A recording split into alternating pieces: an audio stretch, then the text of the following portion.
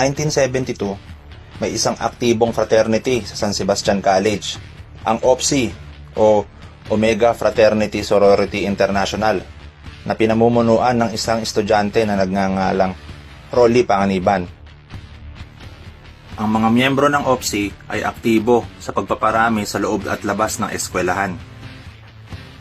Isang Navy personnel na si Robert Smith na galing Missouri, USA, ang sumali sa OPSI na noon ay naka-assign sa Naval Base sa Cavite. Dumating ang panahon na na-reassign si Smith sa USA. Nakapag-recruit siya ng mga kaibigan niya at ilan sa mga kakilala bilang miyembro ng fraternity. At doon na nagsimula ang paglaganap ng OPSI sa iba't ibang bansa. Samantala, meron ding isang fraternity sa University of Santo Tomas, ang Alpha Kappa Kappa, na naitatag naman noong August 8, 1973, na pinamumunuan naman ni Jose Boychua. Ang Alpha Kappa Kappa ay nagpropose ng isang merger o pakikipag-isa sa OPSI upang matulungan at mapalakas ng isa't isa ang kanilang mga puwersa, dahil na rin sa paglaganap ng frat war noong mga panahong yun.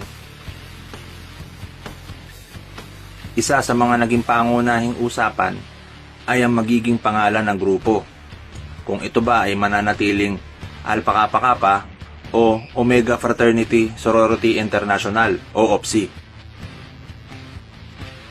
Isa sa mga miyembro ang nagmungkahi na gawing Alpha Kappa Omega na lamang ang pangalan ng grupo. Pero maraming miyembro ang tumutol dito dahil sa nung mga panahong yon, marami ng grupo ang gumagamit ng Omega o tinatawag nila ang mga sarili nilang mga Omicrons. Iminungkahi ni Boychua na bakit hindi na lang Ro ang kanilang gamitin bilang pagbibigay na din ng pagkilala kay Rolly Panganiban. At nagkataon din naman na ang Ro ay ginagamit sa Greek alphabet. Dito na nabuo ang pangalan ng Alpha Kappa Rho. Ang Alpha Kappa Rho ay mayroong 16 founding fathers o kumakatawan sa 16 na miyembrong nagbuo nito. Ito ay sina Boychua, Edwin Solano, Noli Manalo, Philip Balange, Renato Go, Mark Kwek-Kwep, Teddy Aves, Roger Sarmiento, Hil Villegas, Monchet Cabrera, Tadeus De Lara, Philip Diman, James Bracewell, Arnel Lorenzo, Ronaldo Luterio, at Tani Bernabe. At ang unang Grand Sceptron na si Juancho Celera, na siya ring sumulat ng 13 doktrina ng Alpha Kappa Rho. Noong 1975 naman ay naitatag ang Alpha Kappa Rho Sorority at ang Delta Kappa Rho o kilala rin bilang Junior Acro.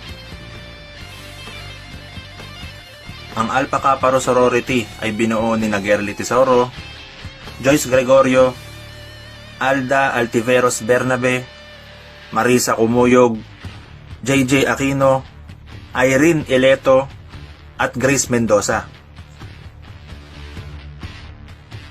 Ang Delta Kappa Rho naman o Junior Acro ay isa rin sa mga dahilan kung bakit dumami ang mga miyembro ng grupo, dahil na rin sa pagre-recruit nila ng mga 4th year students ng mga panahon na yon.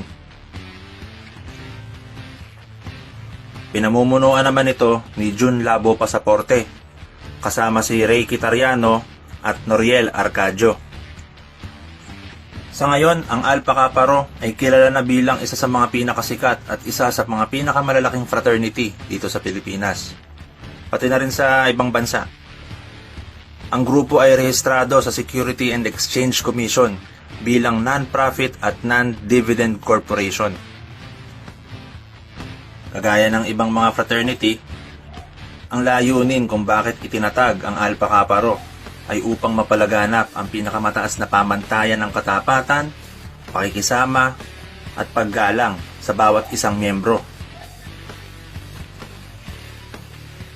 Sana nga ay maipagpatuloy pa ng Alpha Kappa Rho at ng iba pang mga fraternities dito sa Pilipinas ang kanilang mga magagandang adhikain upang mawala na rin ang mga masasamang imahe ng fraternities dito sa Pilipinas.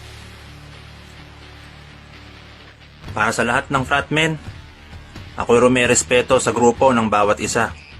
Saludo ako sa inyong lahat. At para sa mga miyembro ng kapatirang Alpha Kappa Rho, long live Alpha Kappa Rho.